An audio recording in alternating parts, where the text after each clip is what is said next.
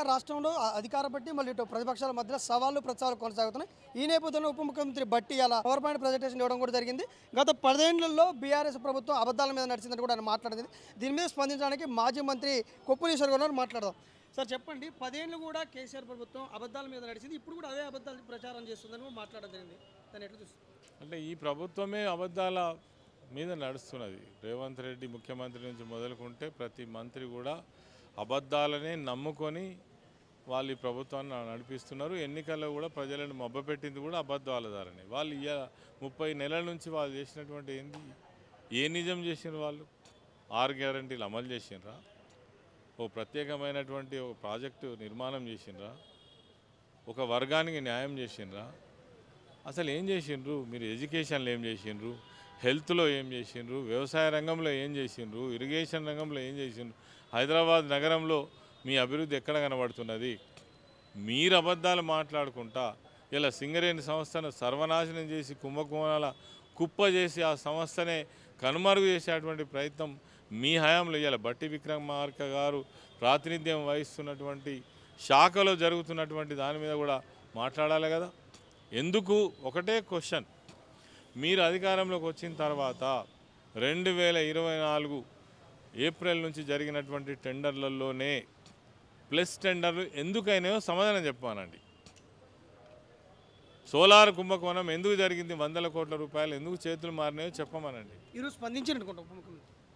Gelatin 6లో మరి పక్కకున్నటువంటి మహారాష్ట్రలో ఉన్న వెస్టర్న్ కోల్డ్ ఫీల్డ్స్కు ఇక్కడికి 30% తేడా ఎందుకున్నదో చెప్పమనండి. ఇవన్నీ కూడా పాపాల కుప్ప.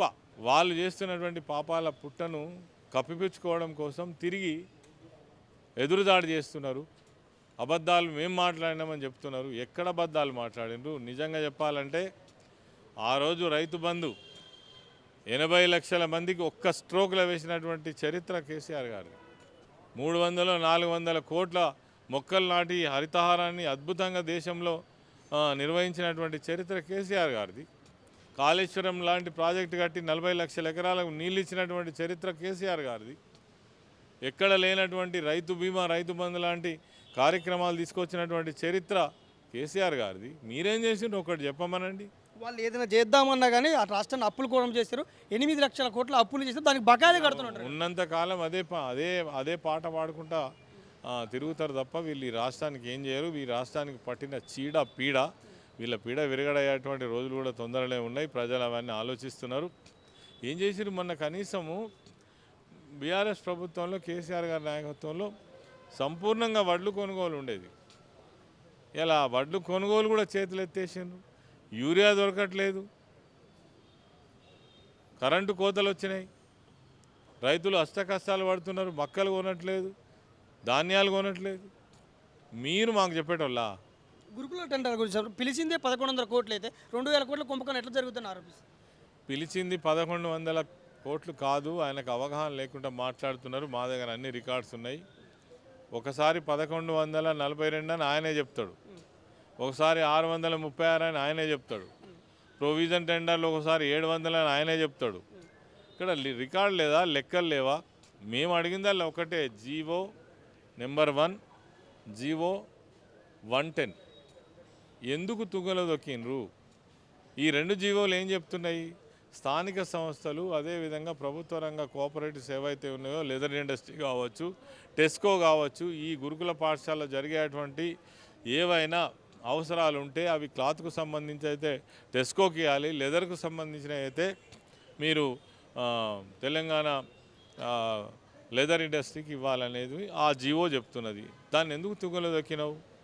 ఇందాక మా ప్రవీణ్ కుమార్ గారు అడిగింది కదా, జీవో 17 ఎందుకు తీసుకొచ్చినావు? వాటిని రద్దు చేసి నువ్వు దొంగలకు టెండర్లు కట్టబెట్టడం కోసమే కదా జీవో 17 తీసుకొచ్చింది. ఎందుకు తీసుకొచ్చిండ్రు? వీళ్ళు అడిగితే ప్రశ్నకు సమాధానం లేదు, తప్పించుకునే ప్రయత్నం చేస్తున్నారు. నిజంగానే నిన్న అనుమతిస్తే మేము ప్రెస్ క్లబ్కి వస్తామని చెప్పినాం కదా ఆర్ఎస్ ప్రవీణ్ కుమార్ గారు. నేను ఎందుకు అనుమతించలే? మరి పోలీసులు ఎందుకు పెట్టి ఆపించిండ్రు? చెప్పారు కదా, మాకు ఎందుకు అరెస్ట్ చేసిరో పోలీసులు మాకు తెలియదు. అవునా? ప్రభుత్వం నడుపుతుండ్రా, గాడిదలు కాస్తుండ్రా? ఏం చేస్తుండ్రు? మీ ఆదేశాలు లేకుండా పోలీసులు వస్తారా? ఎవరిని చూతే బనాయిస్తారు? అంత అమాయకులు ఎవరున్నారు? ప్రజలు కూడా లేరు, మేము కూడా లేము. ఈ రోజు కూడా 5ంటికి సోమాజి కూడా ప్రెస్ క్లబ్కి రమ్మని కూడా జూపల్లి మాట్లాడడం జరిగింది. అదే పని పాట లేదు కదా, నిన్నెందుకు రాలేదని మేము అడుగుతున్నాం.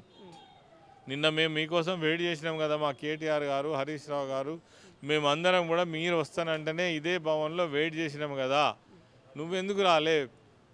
పోలీసులను పెట్టి ఎందుకు అరెస్ట్ చేయించిండ్రు? మేం చేసిన తప్పేంది? నువ్వు వస్తానంటే కదా రెడీ అన్నాం, ఇక్కడ ఏం ఇబ్బంది ఉండదని కూడా చెప్పినాం కదా. మళ్ళీ ఇవాళ నిన్న గన్ పార్క్ ఎందుకు పోయినరు? ఇవాళ సోమాజి కూడా ప్రెస్ క్లబ్కి ఎందుకు పోయినట్టు?